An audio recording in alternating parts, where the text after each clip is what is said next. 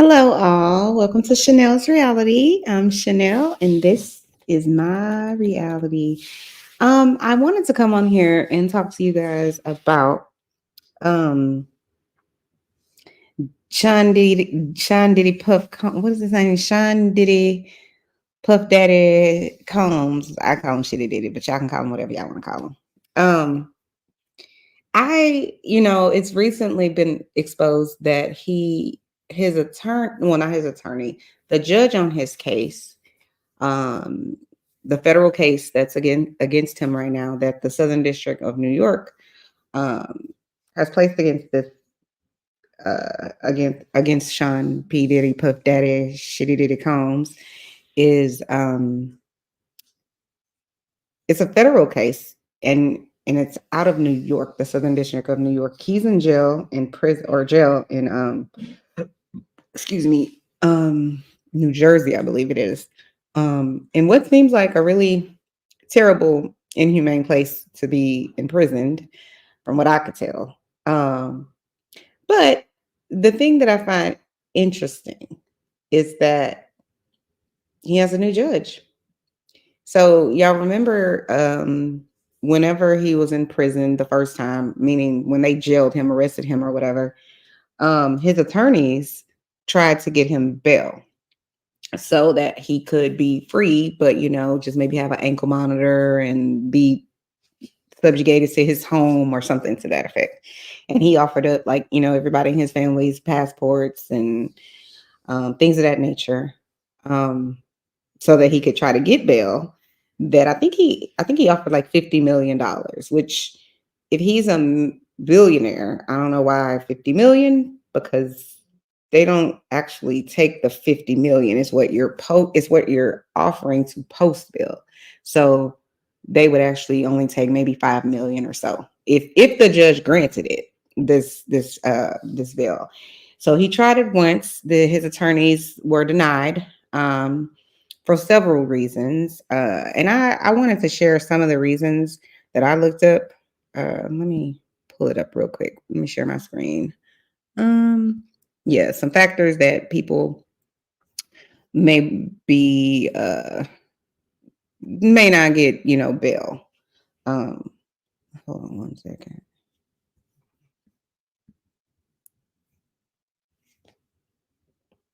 Or I'm sorry, may get denied bail. I should say it that way.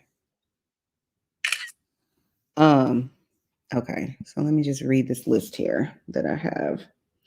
So it says here, and everybody can go read this on their own, but it says flight risk. Bail is often denied if the court believes that the person is a flight risk. They have, exceptional financial resources, ties to the community, or a prior failure to appear in court.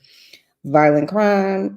He's been accused of violent crime in the indictment from the Southern District of New York, and then they list some other things like terrorism-related crime punishable by unaliving or life imprisonment, drug-related crimes, things like that. So I thought that was interesting. These are some, reasons someone might not receive bail.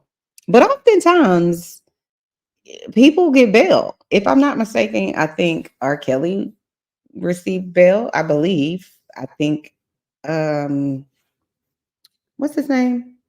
Did Epstein? No, I don't think Epstein received bail. I think that was part of the reason that he was found unalived. Allegedly he was unalived. And let me say this first: everything on Chanel's Reality is, in my opinion, it is alleged. It is all alleged, and it's for entertainment purposes only.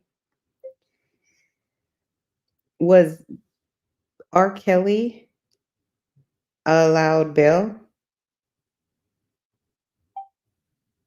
I just want to see if he was allowed bail, or if he was granted bail. Yeah, so R. Kelly's bail, according to Google, was set at $1 million. So, and like I said, it's like 10% of that. So he actually only had to pay $161,000. No, that's something different. I'm sorry. So bail is set at 10% in cash before that person's release. So 10% of 1 million is probably like 100,000, but let me just see. 10% of $1 million. Yeah, $100,000. That's what I thought. So that's why when people, they see, oh, he offered up $50 million, it's only 10% of 50 million. So that means of that 50 million that he was offering, he probably would have only had to pay. Let me just Google it. What is 10% of $50 million? Right. That's what I said before. $5 million. That's what he would have had to pay. And people are like, oh my God, he was still denied. Well, I mean, that wasn't a lot of money he would have had to pay to get out of jail. Actually, that's almost no money that he would have had to pay to get out of jail, personally, in my opinion. And again, this is Chanel's reality, and it's my opinion. And it is all alleged on my show here. So, anyways, I wanted to talk a little bit about let me share this. Let me share my screen because I find it odd that Mr. Sean P. Diddy Puff Combs, honey, I call him Shitty Diddy,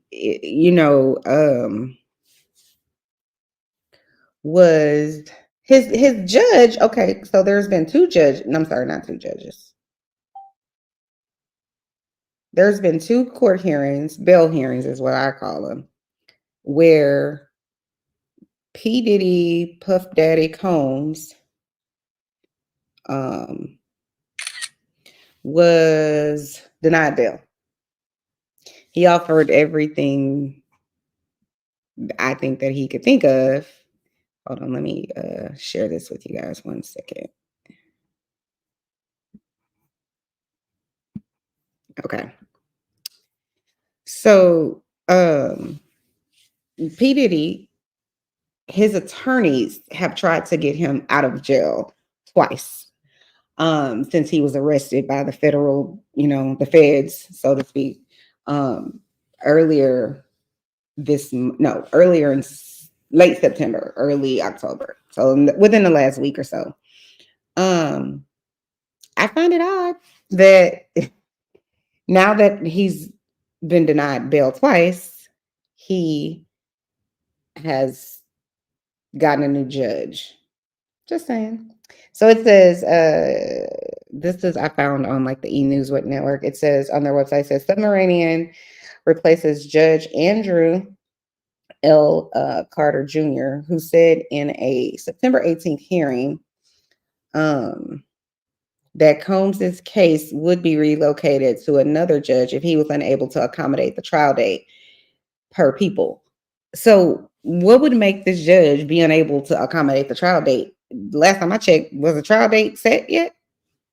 Does he have a trial date? I don't think he does. Let's see. Did he have a trial date yet? I don't think that he has a trial date yet. So I don't know why the judge would be removed if he's saying ahead of time, if I'm unable to accommodate the trial date, then I might be removed from this man's trial. So let's see. Has Diddy trial date been set? Why does it keep doing that? Trial date been set.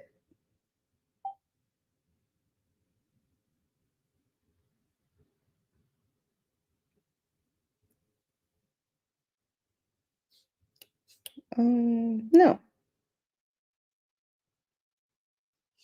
Right. So he doesn't have a trial date yet. So why has the judgment changed?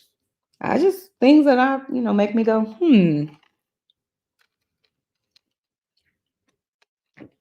I don't know why that is. I think that's bizarre, but maybe it's just me. So another thing I wanted to speak about is Sean P. Diddy Puff Combs. That home that he had in Miami wasn't his home, is my understanding. So I want to turn you guys into one of the YouTube content creators that I like. Her name is BJ Investigates. She has two channels. She has BJ Investigates, and she also has That Surprise Witness, I think it's what it's called. She's really kind of she's an attorney as well, and I find her content on her investigative reporting, so to speak, very, for the most part, fairly interesting. So I'm going to play a little bit of her video here because I find it interesting that the home that Diddy had or supposedly had um in Florida, Miami, it doesn't seem to really be Mr. Sean P. Diddy Combs' actual home. So let me share this video with you guys. Let me share my screen. Where is it?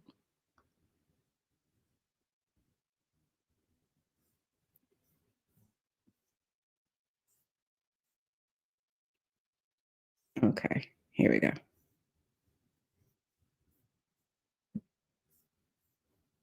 Where Daphne Joy, 50 Cent's child's mother, did get brought into the lawsuit. Allegedly, Robyn Greenhill was paying all of them, including her. That's what's alleged. I wasn't there, I don't know. Now, Diddy also has, again, denied all allegations of wrongdoing, and he filed a motion to dismiss Lil Rod's lawsuit a couple months ago in August. Diddy's lawyers called it salacious and an attempt to exploit Diddy for money, and they're going to have to stop saying that because we all know that the man doesn't have any more money. After all of the other lawsuits and the people in line get their money, there's going to be no more money, okay?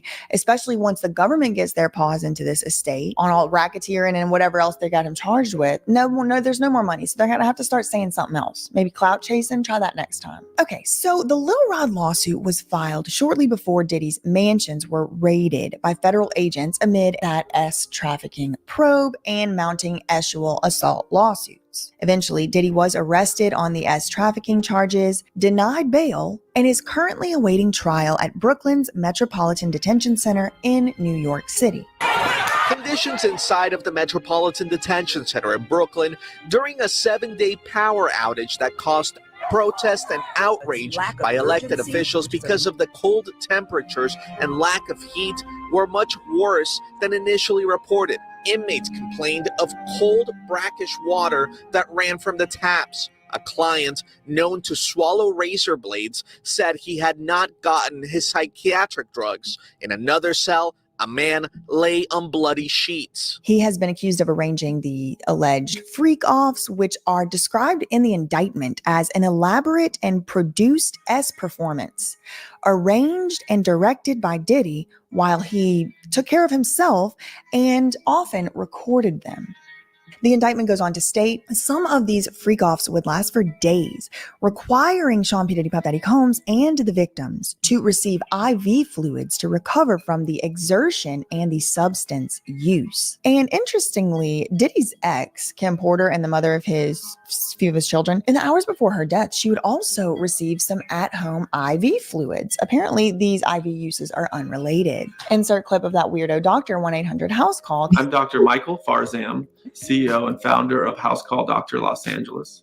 House Call Doctor Los Angeles is a concierge mobile clinic whereby we offer 24/7 service to your home, office, or hotel room. Because that is the literal doctor who showed up. Dr. Michael Farzam called 911 after the singer acted erratically at his trainer's house. He was threatened. This is a trainer. Come to find out, he was actually Canadian intelligence, but this is my trainer. Now, as far as Diddy and TriStar are concerned, really, TriStar is not mentioned in the criminal lawsuit yet. And she might never be. They and she and all of them. There are some compelling connections between Diddy and Lou, some of which we've talked about, and these span back decades. So in no particular order, number one, the Lil Rod lawsuit. We just discussed it. We don't need to get into the details, but this is where Robyn is accused of paying the S workers in Diddy's alleged enterprise. We also have that Variety article, which we already mentioned also from 2019. This is where Lou admits she was Diddy's manager, at least at that time. Now, we also have evidence presented by Diddy in his criminal case, and this is when he was trying to get bail. These documents reveal that TriStar is the company that had the $48 million Miami mansion appraised as recently as 2022. And then I performed a property records search on the publicly available address for this mansion. As you can see, according to the Miami Herald, but I mean anywhere else that has the address listed, the mansion belonged to Sean Combs, better known as Diddy. The agents raided the One Star Island Drive home, looked that up on the property records, and the property is not owned by Sean Combs, as the Miami Herald reported. In fact, it is owned by a company called One West Star Island LLC. Now, we do have 2 managers listed for One West Star Island LLC. That is a man named Tarek Brooks and a woman named Margaret Stevens, Stephenes.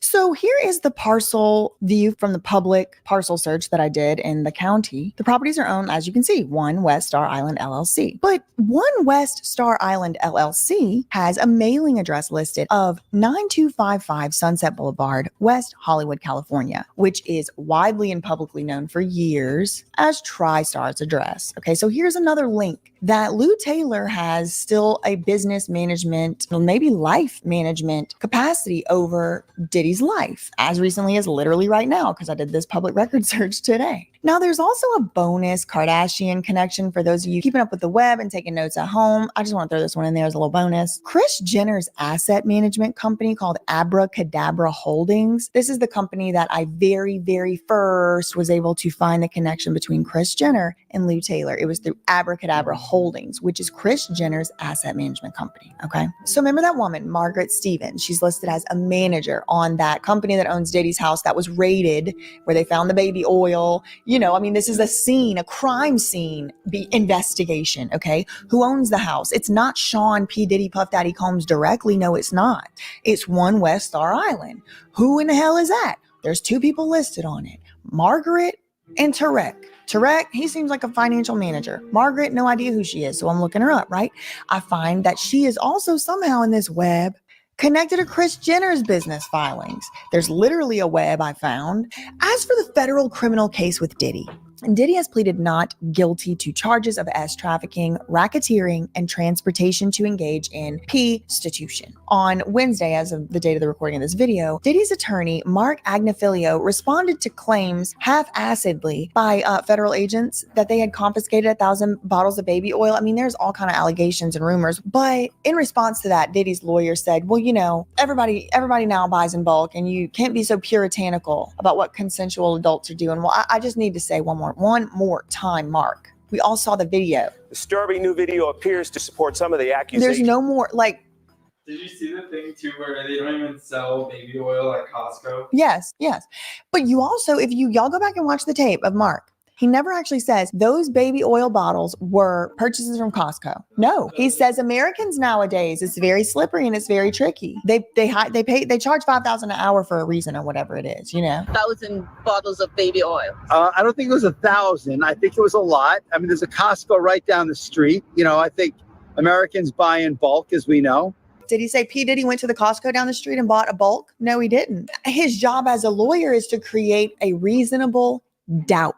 So as a jury, if you hear something like that, it creates a doubt, right? Oh, there's a Costco. Okay, so then the next question that needs to be asked by the prosecution is, did Diddy buy the bottles of baby oil from the Costco? Are those actually full of oil at all, baby oil at all? Does Costco sell baby oil? Come to find out, Costco said, hell no. Never did we once. Never have I ever put a finger down or whatever. So yeah. And then he goes on again. Look at this quote. Another one that is very slippery. You know, this is consensual adults doing what consensual adults do. You know, we can't get so puritanical in this country to think that somehow sex is a bad thing, because if it was, there'd be no more people. Who are the...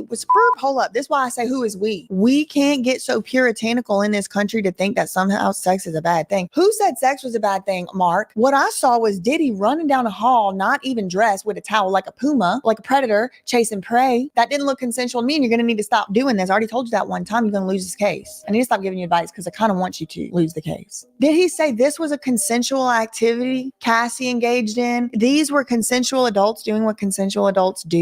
No, that's not true. It's just full of just fluffery. He's not saying anything about Diddy and what he did or didn't do. Anyway, at the time that interview had occurred, he was visiting Diddy at Brooklyn's Metropolitan Detention Center, where Diddy is incarcerated pending trial. And that just leads me to believe that he called the news and said, hey, I'm going to go be sitting with Diddy for a little while. So if you want to catch me on my way out, we could do an interview. I think that's what happened. I'm glad Lou Taylor is getting one crumb of the attention that she deserves, because she sure did try to ruin my life. And we see how that turned out for her. And we see how it's going to turn out for the rest of them that ever tried to ruin my life as well. It's one thing to criticize. It's another thing to try and silence somebody at their first lawyer job ever. I bet you regret that today. That's all I really had for today. Child, love me some, I love her. I think she's so cool. But anyways, I just wanted to say, I think that it's odd, although I know people's bails get denied all the time, and I know that judges get, removed from cases for whatever the reasons are. I just find it odd that, he's had two failed bail requests, and now when they're gearing up for the third request, he no longer has that same judge. Because from what I showed you guys earlier, the judge said, I'll remain on the case provided, I can accommodate it, the trial date. And since I don't know of a trial date in sight, do y'all let me know in the chat if y'all know of any, but I haven't heard of one trial date in sight. I don't understand why the judge is moved. Now, again, like I said, the judge could be like, no, I got other stuff to do. I don't want to be a part of this. I don't know. But when you start thinking about all of the things that people have claimed that and accused this man of and have sued him about, in civil court and now with the federal government, I just find it odd that, so many people have seemingly either disappeared, come up missing, or died in some precarious way, whether it be from a heart attack suddenly, or your car went off a cliff, or a brain aneurysm. It's just a lot of things that have happened. And again, listen, I don't know none of these people. I wasn't there. Okay. So I don't know none of these people. So it's all alleged. But I'm just saying, I'm not a person who's like, oh, conspiracy theory. But I'm just saying, at some point, you have to say something doesn't gel well here. And all I'm saying is, if the federal government, the federal judge has twice now said no bail, and no bail for reasonable reasons, he's supposedly a danger to society. If you ask me, I think he's a danger to society. He's also supposedly, allegedly, in that indictment, I think they said something about witness tampering, if I'm not mistaken. So I'm gonna just say allegedly. But if he's been known to tamper with witnesses and he's been known to be violent, at least that's what we saw on that video with Cassie. And he has clearly, apparently, all of this money and access to money. Because even if he said, oh, well, you could take my plane and my money, he still has access to money, and he still has access to other people's planes. Just saying. So I'm like, why exactly have we allowed the judge to move on? I just wonder if now I listen. Now, I'm not a conspiracy theorist, but I promise you, if this third bail hearing goes and then suddenly this new judge that he has gives him bail, then I'm going to believe there's a conspiracy going on. Then I will, because there is no reason that this man should get bail based on the indictment charges. If you are being charged with witness tampering, if you're being charged with human trafficking, if you're being charged with racketeering, and all of these things, which RICO, for the most part, just basically means organized crime. You are pretending, or you are showing to the public, I'm giving an example of it, but you're showing to the public that you are making all your money through, your lasagna Italian restaurant, or your sneaker shop that you have in New York, or your donut shop, or whatever it is. You're pretending that this is how you're making your money, when really you're making your money by selling, being the actual doughboy, or something else. But you're pretending to the public and to the IRS and whomever else, that this is how you're making your money with your pizza shop. But in actuality, you're making your money selling, like I said, substances, because there's only certain things you can say on YouTube, on the street. That's called, that would be an example of RICO. That's why the mob, that's basically what RICO was created. Racketeering was created, was from the mob. Basically, they were having, allegedly, they would say they had this, meat shop, or they have this bar, or whatever it is, and really they were doing other things. And that was the front for it. And that's how people were able to launder money and things of that nature. So I don't see how a new federal judge would suddenly grant this man or his attorneys bail But if that happens, even though I say I'm not a conspiracy theorist, if a federal judge has already denied it twice, and on the third time, suddenly he gets a new judge, and then now it's allowed, and he's allowed to make bail, that's when I'll believe there's a true conspiracy. Although I personally do think something else is amiss. Something's obviously been afoot for years. If the federal government is accusing this man of all the things that they've accused him of and indicted him, they don't come in there with just something they found on the internet or some conspiracy theorist person on the internet or nothing like that. They're going to come. They're going to have to, even before they come, they got to get money. They got to get resources. They got to get manpower. They have to get all of those things in order before they can even present it to whomever they're going to present it to get the warrant to come and arrest that man, to get the warrant to go and, go in his home and raid his home, to get the warrant to whatever it is. They're going to have to, prove beyond a shadow of a doubt, or not say that, reasonable doubt, that something is going on. And they're not going to do that unless they feel like they have enough evidence to convict you of whatever it is that they're charging you with. So that's why it's odd to me that he's been denied bail twice by the federal judge, and then now he has a new judge and a new request, let's say, for bail is going to happen soon by his attorneys. And that's why I say if he then somehow magically is granted bail, that's when I really will believe there's a conspiracy going on. Because, like I said, judges get assigned or can remove themselves for all kinds of reasons. But if suddenly this man gets bail, I think, listen, that I can't ignore.